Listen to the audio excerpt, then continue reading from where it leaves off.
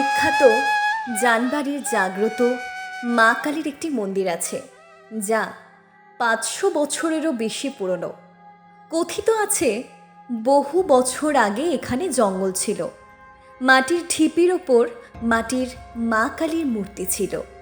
ডাকাতের দল ডাকাতি করতে যাওয়ার আগে মায়ের পুজো করতেন।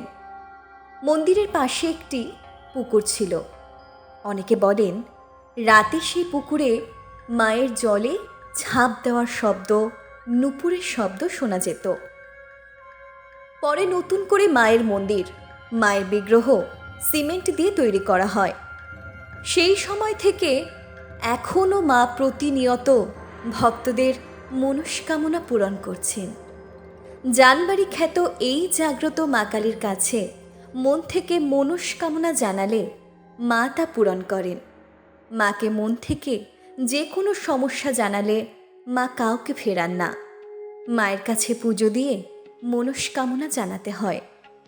বর্তমানে এই কালী মায়ের পূজারিণী হলেন মনসা কন্যা। সকাল সন্ধ্যা এখানে মায়ের নিত্য পুজো হয়। এই মন্দির দর্শন এবং মায়ের পুজো দিতে হলে যোগাযোগ করুন এই নাম্বারে 9830106967। ঠিকানা জানবাড়ি মন্দির, হাওড়া।